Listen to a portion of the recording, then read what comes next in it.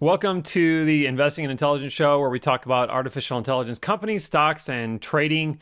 I'm James here with my co-host Kai, and today we'll be talking about Microsoft. I want to remind you that the opinions expressed on this podcast are just that, opinions. They should not be taken as a specific advice to invest in a particular way. All right, so we are going to jump right into Microsoft, but I wanted to mention, due to the huge drop we had in the market, especially in AI stocks on Friday, we will, of course, at the end be discussing macro and sentiment. So Microsoft is a company that everyone knows. It's the biggest company in the world, with Apple trailing $500 billion behind. So biggest company in the world by quite a bit. And we know that Microsoft does software. We know they do cloud. We know they do gaming. They have quite a few different sectors. They do security. So Microsoft has a wide moat in business-to-business services. They have a moat because switching costs are high. And Office is pretty well ingrained. So I happen to like Google Docs and Google Sheets and all that, but the rest of the world still mostly uses Office. They say on their earnings call that small startups use Google Workspace, but really everyone still uses Excel and Word. Supposedly they have a good moat in gaming with their recent acquisition. The Call of Duty is under Call of Duty and World. I shouldn't name all the games I'm not sure about, but yeah. So basically, Kai, will throw it to you in a second here, but I just wanted to mention that 2008 was tough for them. So they had purchased Nokia. 2008 financial crisis was rough for them. Nokia kind of went under. Their business kind of died off. The iPhone was big and kind of took that market share, and that was a transformational period for them. But gradually, they were able to adopt to the software as a service model and build subscription revenue into their Microsoft Office. And of course, Satya Nadella took over in 2014, and that's when they started acquiring. So they acquired GitHub, they acquired LinkedIn, they acquired Activision Blizzard, which it came with a third gaming platform that's actually mobile native, mobile first. So before I get into specific financial stuff on Microsoft, which I'm really eager to get into, just wanted to mention all of that and their overall business. And what do you think about their overall business, Kai? Is this something that you feel like is on the up and up, or do you have concerns for their underlying core business? So a lot of times what I like to do is I don't like to predict. I just like to look at the facts and go off the facts. And so Is this a stock that you want to own? thinking of Is this stock that you're yeah, interested in owning just for the sake of their business? so the background on that is basically earnings per share or revenue is something good to look at. So one of the things you can do is you can go online, you can plug in earnings per share of a company for the last 20 years or 10 years. There's actually a website, Macro Trends, I believe, and it will actually give it to you. And so all this data is public. It'll give it to you in a graph form, a number form. And so with companies, when you're investing in the particular stock or equity of that company and going long, meaning you buy Microsoft at a certain value, and then when you own Microsoft, you sell it at a higher value, you make the money in the company, or you can continue to own it. Your worth goes up. Essentially, it's good to look at revenue growth and the actual facts. And so the facts of Microsoft point to, if you look at the earnings per share over the last 10 years, it was relatively stable. There wasn't a lot of growth up until around 2018.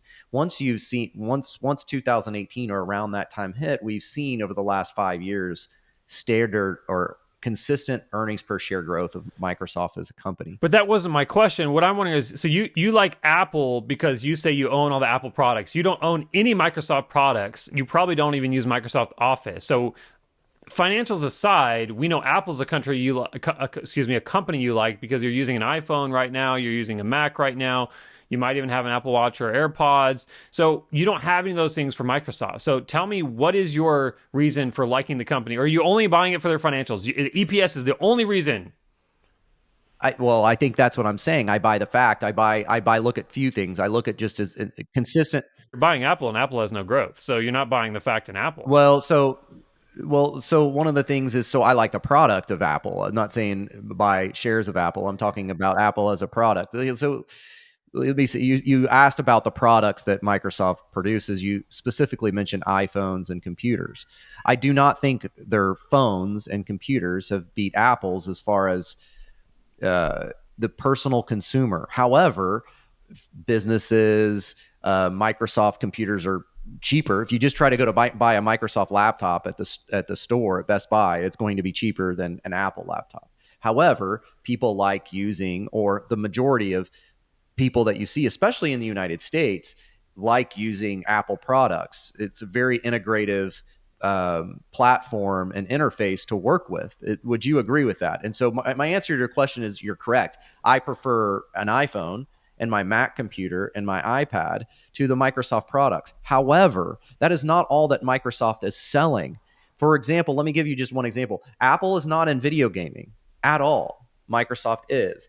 So Microsoft has branched out into multiple different areas of revenue and market share. And for example, in their AI, which we're doing this because of artificial intelligence, there's multiple different things that they're in. For example, AI tools in regards to whether it's farming or business growth, small language models. Apple's not into any necessarily by the apps on their phone, but Microsoft itself may be focusing on AI language models and something in that regards, designing.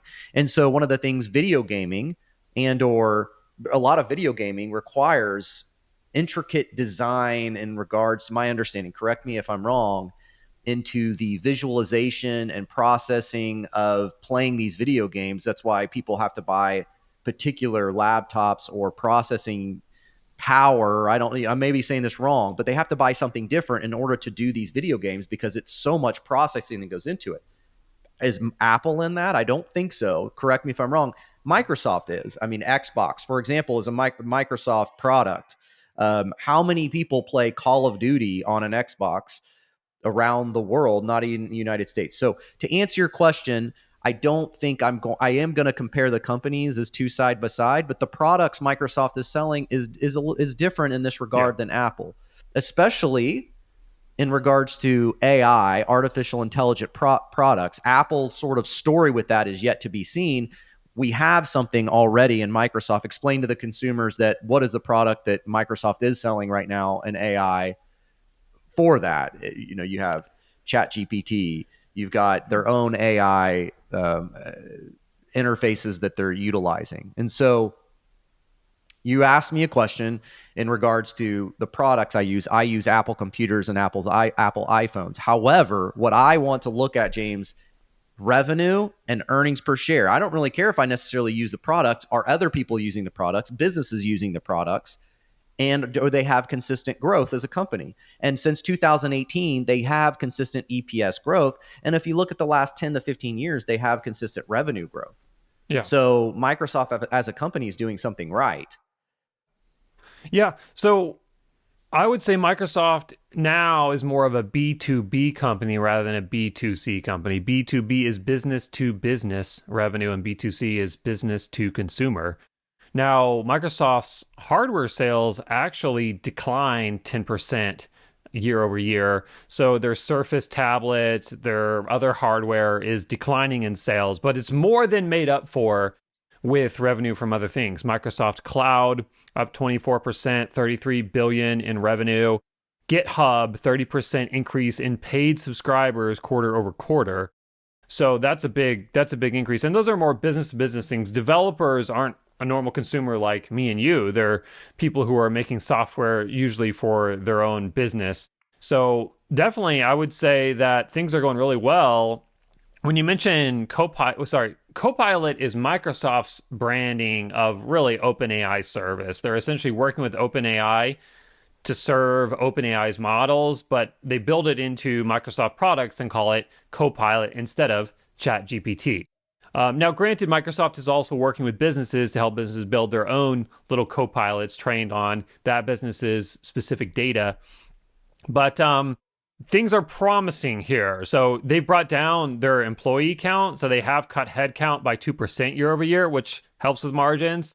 They've got 200 million monthly active gaming users with Activision. You mentioned Call of Duty. So it's not just people playing Call of Duty on Xbox. They actually own the Call of Duty game now since they acquired Activision. They completed that acquisition just before the last earnings call, from what I understand, at the end of last year. They've got 1 million security customers.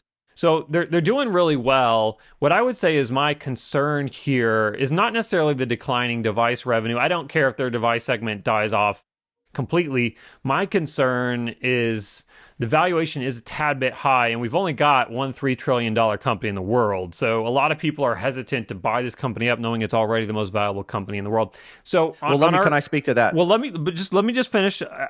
Yes, but I wanted to say their PE was, their trailing PE was 30-ish, but then it fell beneath 30 with the sell-off on Friday. So I was going to take 1 star away, because for me, if a PE is over 30, it's overvalued. If it's under 30 for a high margin tech company, then I'm okay with that PE, but it just dropped to 29.999, whatever.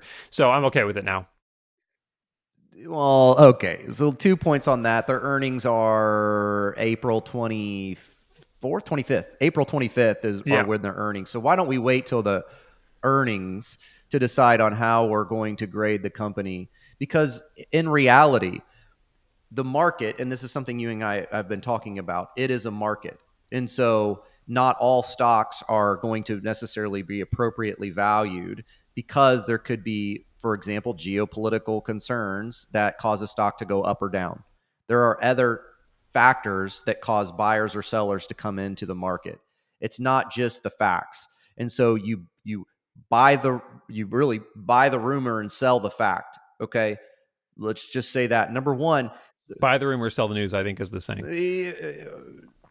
Either way, let's go off of facts. So I may be getting it wrong. I get a lot of sayings wrong. But here's the reality. One of the things I wanted to say to you is, so you mentioned what the market thinks of Microsoft just in general as a company. And so one of the things I like to look at, one of my favorite metrics, is also one of Warren Buffett's favorite metrics, is book value per share. And why that is important, just for listeners out there, is it's not the actual number, but you want to see consistent book value per share growth. What does that mean? That means that the market, maybe you look at the actual worth of the stock that you're buying of the company, and the market value is going to be above that, right? Because the market's valuing that company at more than what you're actually buying. However, if that's consistently going up over a long period of time, that means the market is valuing the company well over time. The market is still willing to pay that price for that company. And so one of the things Microsoft does have is consistent 10-year book value per share growth. That means the market still values that company well over a period of time. It's one of my favorite metrics to use, not as necessarily a spot measure, but over a consistent period of time. So let me give you an example. Let's look at an example of a stock that has dropped, like something like Tyson, right? You may see a good share book value number. You're buying a percentage of the company in that stock, or buying portion of the company, but it's not consistently grown over time, like you see in a company like Microsoft or other companies we've outlined, like Intuitive Surgical.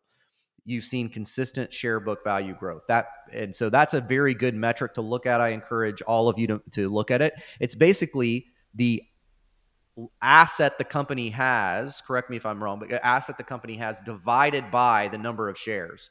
So it's a really good metric to look at in regards to the actual value of what you're purchasing and the consistent growth of that value. But it's highly dependent on what type of company you're looking at. So you select your weapon based on the enemy you're going to fight, and you select your valuation measured based on the type of company that you're evaluating. So I think price to earnings is kind of the samurai sword that can potentially kill all enemies, to continue the metaphor. I think price to earnings is the best valuation measure to use for all companies. But if you have a very young company, if you have a company that's not even profitable yet, you need to use price to sales or price to revenue, and those are the same thing. Usually for most companies, sales and revenue are the same. But if you have a company, letting me finish here, if you have a company that has a lot of assets, well, Microsoft has an enormous amount of assets. So when you have a company that has a lot of assets, that's when you use price to book. That's when you use book value because you're taking into consideration their assets. But not every valuation measure will work for every type of company. And I think price to earnings is probably the best one. For profitable companies, I think just stick with price to earnings is kind of my take on it, so you don't confuse yourself with all the book stuff. But different people like to look at things in different ways. Any reaction to that? Uh, yeah, I mean, so I think you're basically saying looking at a different metric you prefer, that's fine. I think looking at the overall picture, also knowing what all the metrics mean, but as far as our earnings per share growth since 2018, revenue growth, and what the market values Microsoft, it's shown consistent growth. And Yeah. so those are all really good signs in a company. The one of the things that I think you and I both could agree on really well is that in regards to artificial intelligence, research and development, R&D, the R&D department, so to speak, of Microsoft, it's showing a lot of promise. And the field of artificial intelligence and that sort of potentially a lot of end products, you may own them. I own Mac products, Apple products, or I shouldn't say Mac, Apple products, but I use Excel, right? I use Microsoft Word. I use a lot of Microsoft tools. So I don't envision any of that changing in the next 10 years. Do you? No, and their AI division is OpenAI. So they own 49% of OpenAI. In my opinion, they actually own OpenAI, but they own 49% of OpenAI technically. Now, finishing up on Microsoft before we get to the broader market, I'll just say that last month we did have 4 analyst revisions for EPS on Microsoft down. So 4 analysts said that Microsoft's EPS might be a little bit lower than expected, and then 2 revised up. So net, we had 2 analysts who made slightly lower predictions. Now, one thing to look for, Morningstar said that, so Morningstar's price target for Microsoft was $370 in the middle of last year. With this past earnings report, with their Q2 earnings report, they actually, Morningstar raised the price target from 370 to 420. So that was a price target increase on the stock. On our website, we have a optimistic price target of 450. 6 quarters from now, it could be higher. It could be closer to 500, but that's pushing the market cap of the world's most valuable company up to being way more of a valuable company. So we'll see how things go. I think you have limited growth in some of these huge companies, some of these companies with higher valuations in AI. But look, right now the market is tumbling down, especially AI stocks. I had the largest single portfolio loss I've ever had in one day on Friday.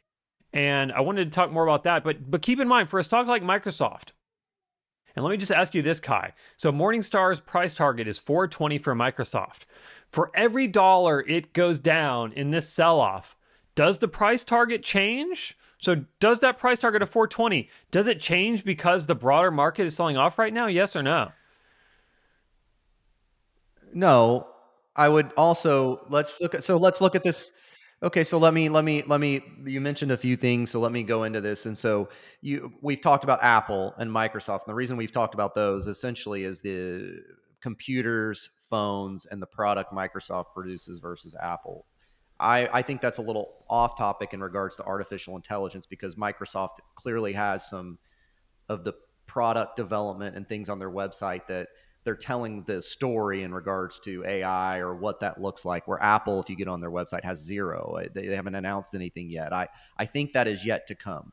But however, if you just look at your APY return on Microsoft, I think it's in the 30 to 40% range for the year. So that means if you invested in Microsoft, you made on your an investment 30 to 40%. Apple is not that. Apple is not even close. Right now, Apple has been below its 200-day moving average for a period of time. It's trading very consistently 185 to 170. It has pretty good support. Has had around the 165 range, and we're at 166 right now. And Yeah. so you're alluding to the drop in the whole market. I think that there were concerning signals, not on Friday, but last week, which it didn't just sort of stay at the 50-day moving average. It sliced right through the 50-day moving average. And so now we've passed, particularly, let's just look at Microsoft as a company. We've passed both a moving average support level, so the 50-day moving average support level, and we also passed a psychological, or we've cut through a psychological support level, correct? James, you want to talk about that? And we went through the I have a lot to 400. say. Yes. Microsoft is at 399. And so I only have 2 points to you. We had some very concerning action, both in volume and the quick drop, which we're due for a correction. Like I told you a month ago, I said there is no way we can continue this growth. We're already 80% APY returns for the NASDAQ for the year is where we were at if we continued to grow the way we are. So I think this is very healthy action. I said this for a long time. I said, to you off the show, we've had internal discussions. I said, we're going to go back to the 50-day. We're going to go back to the 50-day. I thought we'd find support there. We've had geopolitical things going on, but we sliced right through the 50-day. And Microsoft is now below a psychological support level at 400, or just a round number. So go ahead and go, that being said, I hope I answered your question. Yeah, unfortunately, I'm not hearing a lot of people saying that this is healthy action anymore. So definitely a few trading days ago, I was hearing a lot of, oh, this is healthy action, healthy pullback. We're getting to that 4 or 5%. But with Friday's sell-off, I'm not hearing that anymore. But I want to put it in perspective. So where are we and where is sentiment? Which I feel like sentiment is probably the most important thing that we could discuss. So first of all, what's a good thing for sentiment? Well, I think the Fear and Greed Index is probably the best thing to look at for sentiment. So Fear and Greed Index, we're at 31 right now. I think we're at 32 the day before. So you see that's in the fear area. But if you scroll down, you're going to see they use actually a 125-day moving average, which is interesting. We know, like you mentioned earlier, Kai, when we get to that 200-day moving average, we're a little more worried about moving into a bear market. Well, we're not even to the 125-day moving average on the S&P yet. But you'll see that they mark that as neutral. But if you see stock price strength, they mark that as fear. If you see stock price breadth, you see fear. Put and call options, extreme fear. Market volatility, extreme fear. Safe haven demand, extreme fear. So you can see that we're actually moving in the direction of extreme fear. And I want to actually show the NASDAQ right now, because the NASDAQ sold off on Friday more than anything else. Tech stocks, AI stocks sold off more than anything else on Friday. So I'm going to go ahead and just pull up the chart of the NASDAQ. And what I've done on this chart here, you'll see that I drew a line. I drew a line showing the drop over the last 7 days. And what I was able to determine, so I looked at the most recent drop here. It was over 12 days and didn't even drop as much as we did in 7 days. I had to go all the way back to 2022 to find a drop this fast and hard. And that drop in 2022 came at the time when the Fed raised interest rates 75 basis points because inflation was out of control. We're not in that situation right now. We're not in a situation where inflation is out of control. Granted, people have had to change their forecast a little bit. Absolutely I disagree not. with that You're statement. absolutely not. I disagree with that. I disagree with that statement. But here's the thing in regards to we sliced right through the 50-day EMA, right? That's what I meant by sliced. I mean, it was like a samurai sword right through the 50-day moving average.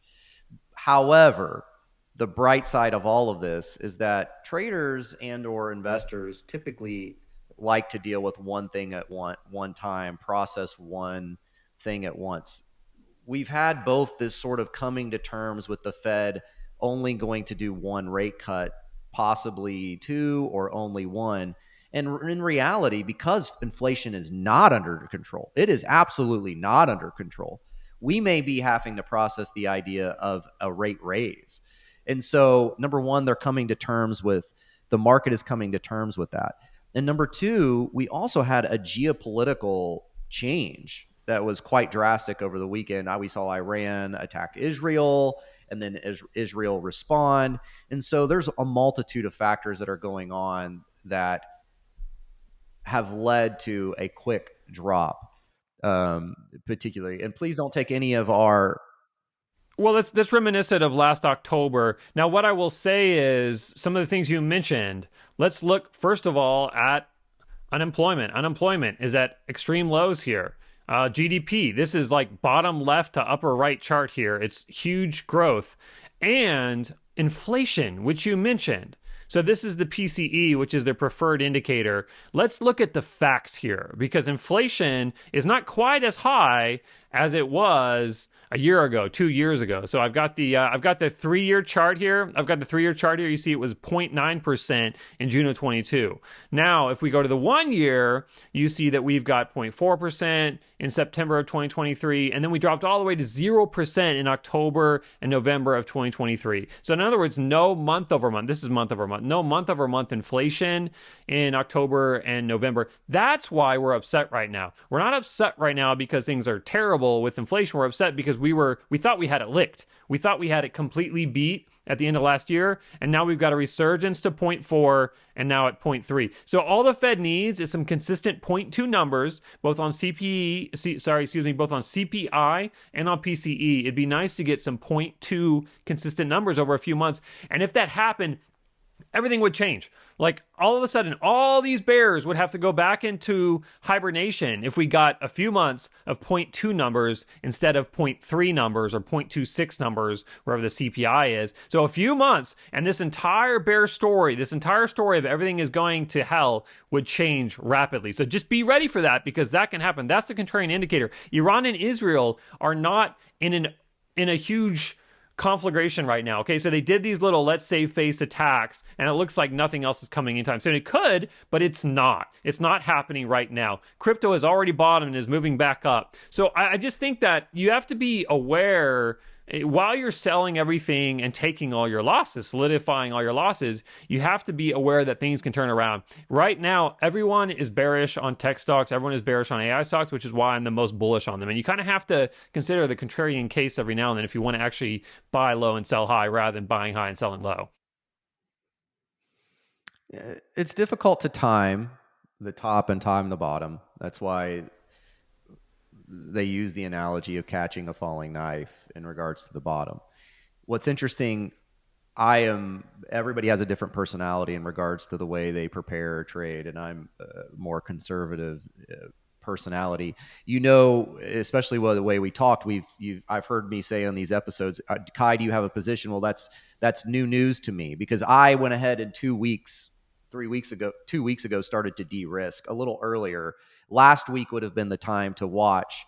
Really on, I think it was Thursday, you saw a little bit of a bounce. And what particularly can happen in those times is hedge fund managers or people that are investing large sums of money will go ahead and artificially, I don't know, say artificially buy, but this is maybe a conspiracy theory of me, but they'll buy in order to raise the price a little bit so that they can go ahead and get out. Yeah, they'll buy in the futures they can go markets. ahead and get out of their stock.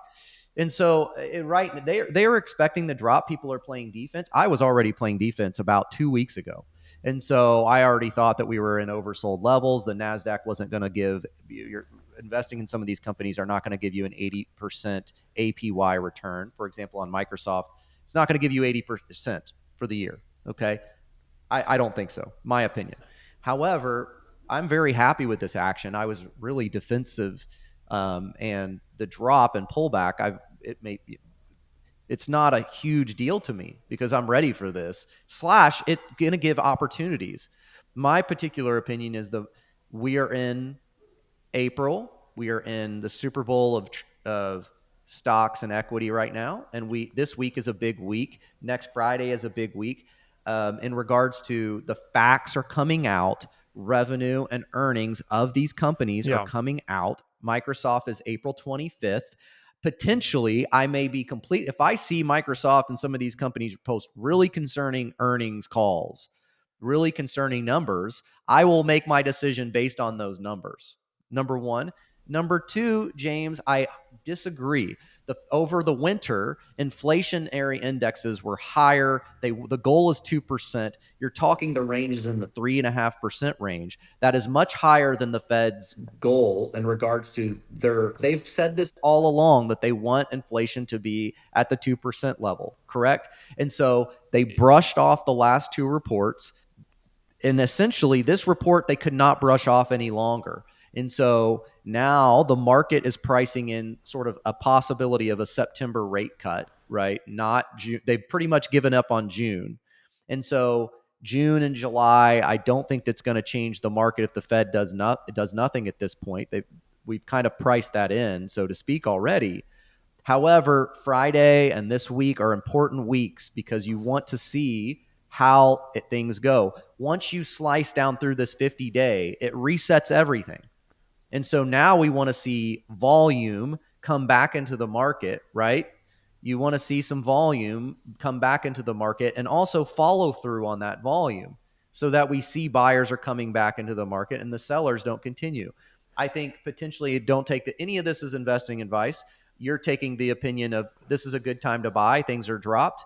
I tend to agree with you. However, I'm watching very closely on what's going on in the market this next week. And I tend to make my decisions based on those earnings and facts. Because if you're asking, we started this conversation and said, hey, Kai, is the price target at Microsoft 450? Is that still the price target?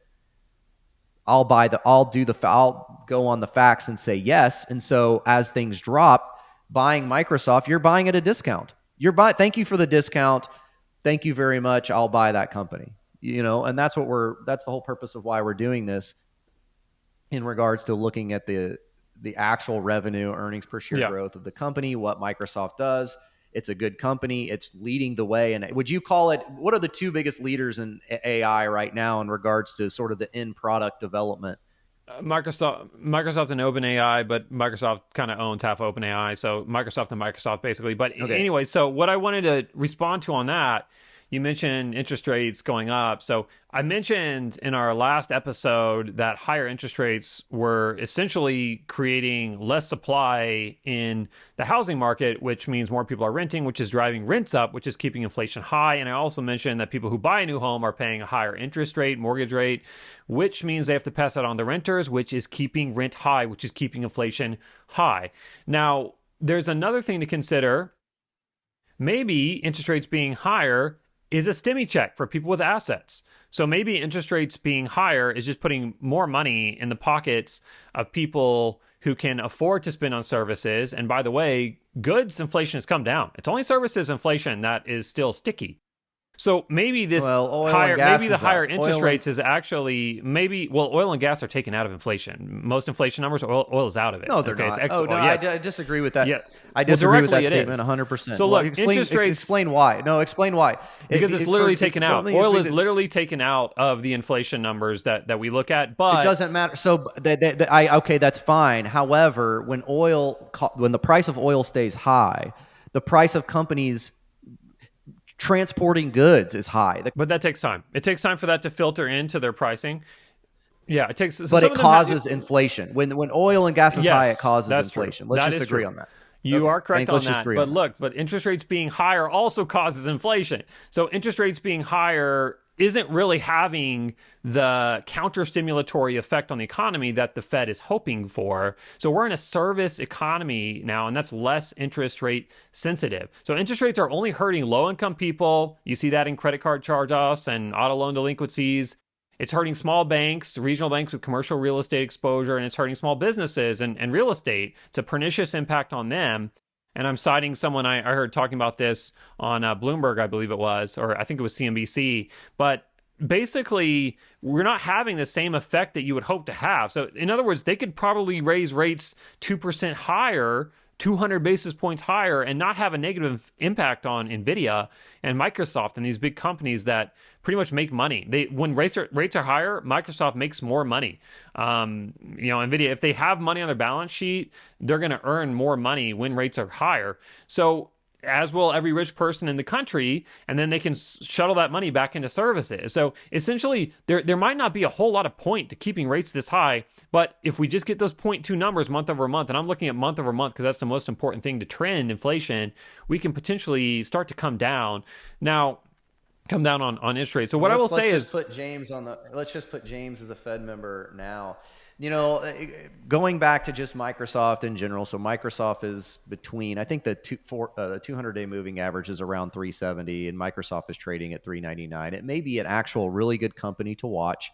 over this next week, and one company to watch its earnings, or listen to the earnings call on Microsoft on April 25th, because Microsoft is involved in a lot of the end products in regards to artificial intelligence, versus there's the whole industry of artificial intelligence, which we're covering on our podcast, from chip design and development to manufacturing to the end products and how people utilize this technology, which Microsoft is a really good company to watch. That being said, let's go over particularly a company. I have a question for you in regards to what we saw in action. SMCI, which we covered. You should check out our episode on SMCI. It was one of our earliest episodes. Sliced like a knife through its 50-day moving average, dropped, I think, somewhere 20 to 30% on essentially for no reason whatsoever, other than the fact that they didn't preliminarily report prior to their earnings. So what is your take on that? You were a strong component of SMCI, taking off the railroad tracks and flying into the stratosphere. So what's your take on SMCI? Yeah, so I definitely take accountability. In the short term, SMCI has not flown off the railroad tracks, and the choo-choo train has not gone into the sky in the short term. Let's talk again in 3 years. But SMCI, TSM, and ASML have all been taken down by the market, along with pretty much every other stock in the NASDAQ, and especially the AI stocks, the ARM. They've all been taken down by the market for reasons that have little to nothing to do with them. But there are some sneezes, some sniffles going on with TSM, ASML, and SMCI. Now, SMCI hasn't even reported yet. They just said that they're not going to release results early. So that's quite the small sniffle. TSM, I need to look more closely at TSM and ASML, but let's just say I was pleased with both of their earnings reports. Really good numbers. Yeah, TSM posted good earnings per share, good revenue. The only thing that, one of the reasons why TSM, my understanding, dropped, and it went from around the 145 range to 131, so $15 a share drop, is essentially because of iPhone sales or phone sales basically have gone down. I don't put any stock into that whatsoever in regards to me, and some people may disagree with me on that. But the reason why phone sales are dropping is because right now we're in a difficult time in regards to cutting back particular things that we need to buy. The cost of a phone has gone up a lot over the last 15 years, number one. And the phones are so good. Apple makes such a good phone product that you do not need to upgrade your phone every 2 years. You can buy an iPhone 14, an iPhone 15, and use that phone like you would a Mac computer for 5 years, and it's still very good. That does not necessarily translate to me in regards to concern in regards to Taiwan Semi, or the reason why it dropped. Revenue and earnings per share were very good. So let's just talk about TSM. One thing you said about SMCI, though, we have no reason for the drop in SMCI to 20%. Now, when if earnings comes out very concerning and they showed we're not buying these, the revenue's gone down or EPS is not in line, okay, fine. But I agree with you 100%, James. You were not talking about a short-term investment in an SMCI. You're talking about over the long term, right? And this is a market. There are completely different factors that cause for drops in a particular value of a stock. And it has nothing to do with SMCI at all. We don't know. Essentially, we have no idea what the revenue of SMCI is, for coming up. So you mentioned TSM doing less sales in smartphone chips.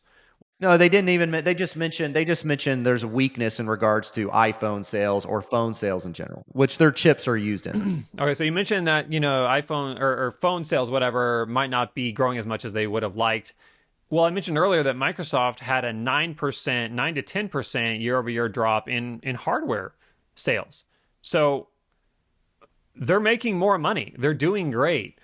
It doesn't matter that one of their segments is going down. What matters is sentiment. That's the reason why TSM dropped. It's market sentiment. It's fear. And I just showed you all the extreme fear that's going on in the market right now. So Yeah. You're right. So If you're a long term holder, you have to deal with drawdowns, unfortunately, and those can be scary times. But if you get shook out, you are out, and you solidified your loss, and you missed out on the future gains. So everything now, price matters, PE matters, so valuation matters, but price matters. So ServiceNow, a company that we had covered last week, and I'd mentioned some concerns about their valuation. You were telling me, oh, well, their valuation, it's okay, we can deal with it. Well, guess what? They got a downgrade from Guggenheim over their valuation, and then it just dropped on Friday, so it might be in line with Guggenheim's goal for the valuation. So in other words, Guggenheim's downgrade might have to be immediately reversed since the price just dropped to a lower valuation. SoundHound, we had covered SoundHound previously when it was up around $8-9 or something like that. And then Fitzgerald came out and Cantor Fitzgerald came out and downgraded SoundHound, which caused it to drop. We talked about the short report on that, caused it to drop. Well, guess what? Cantor Fitzgerald just came out and re-upgraded SoundHound because now it's at the valuation they want. So look, if you know a company is a good company, that price drop might be telling you now is a good time to enter. We don't know if this drawdown will go on for another 2 days, 3 days, 2 weeks, 3 weeks, 2 months, 3 months. We don't know, but it's going to end. So you just need to keep that in mind. It might be better to start taking the opportunity rather than miss out on the entire opportunity and buy back way higher later. So that's the thing. Great companies don't suddenly become terrible companies just because market sentiment. That's what I'm saying here. And we can wrap up, but go ahead. What were your final thoughts on that? None of this advice. Well, my final thought is that none of this advice should be, or none of the things we're saying should be taken as advice to buy, hold, or sell. Let me say that. However, everybody has a different level of risk tolerance in regards to what they can use for their money. For example, people who are making a certain income, whether they expect their income to continually increase or stay the same over a period of time, should factor into part of how old somebody is, should factor in what level of risk tolerance they're utilizing in regards to investing. What we are covering for some of these, for our listeners here, is that what does the company do? How does the company look in regards to the products they're offering? And in regards to SMCI, for example, let's just utilize them as an example. What part of the design process do they play in regards to artificial intelligence, and how do their sales and revenue and how do they look as a company? All of those meet the check boxes. SMCI dropped 20% for no reason other than they said, we're going to wait to report earnings on the earnings date. And so if you're an investor, watch their earnings call and make decisions based on facts in regards to going long on some of these investments. And to your point, when you see a drop, I'm not saying going and do it now. It's similar to catching a falling knife, right? That's why they call it that. But when you see a drop, it may be a good time to make a good return on your investment. And so I expect the market to trade sideways. We may see a little bit of a rebound early week. And then I am going to be watching closely the earnings this week, as well as the PCE, the inflationary index that comes out on Friday. But what do you think on what's your take on that? We might have a next 3 days that are a little bit rough.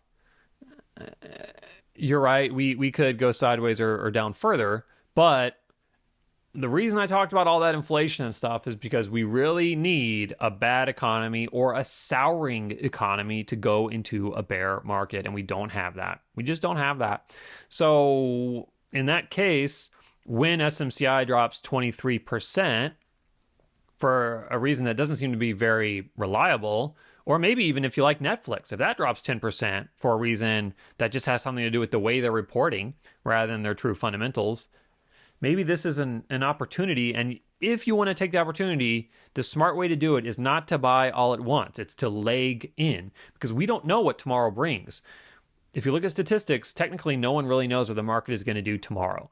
So that's why you gradually put on your position. You don't put on your entire position all at once. Now, you know, Kai, that I did a pretty big buy on Friday, and actually I'm looking at potentially doing more. So I put on my first big leg. I took my first big step. If we go down further, I have a smaller step that I will also take. And I'm also using leverage and doing some trades here. But so we can wrap up. Did you have any Interesting. last? Yeah. So it's great. So like both of our listeners can determine our two different ways of going. James is slightly more, we'll say, a little more risky than I am, and so I think the market, looking at just a general sector in general, the Nasdaq and the S&P, I think we're at critical levels, and so I plan to watch very closely this week those critical levels, and if buyers' earnings start to flow in, which I think are going to be good. My prediction is SMCI and Microsoft are going to post good earnings. I don't know about the inflationary index. I'm not going to make a prediction there. However, I do think that once I see buyers start coming back into the market and you see these follow through days of a little bounce back and another follow through, the market ending higher than it was before, that may be a good time to really consider looking and following along closely. If you're a So momentum let's trader, yeah. see. Yeah, I'm more of a momentum trader. I think James may be trying to catch the falling knife in this regard right here, and so let's see. It'll be fun to see. I think James's portfolio will be just fine, just either way. You have great returns on your portfolio. So yeah, tune in. Let's watch closely. Microsoft below a critical that went right through the 50-day, and we'll watch that 370 level right Yeah, at the every tech 200-day stock went right moving through the average. 50 day. So every tech stock went through the 50 day, and every tech stock is below, not at, but below critical levels. So thanks for listening to our show. Please give us a rating and review, or on YouTube, a like or comment, and we'll be back in the next episode to cover JFrog. You can find all our holdings and trades at investingintel.ai. Thanks so much, Kai. Thanks, James. Talk to you soon.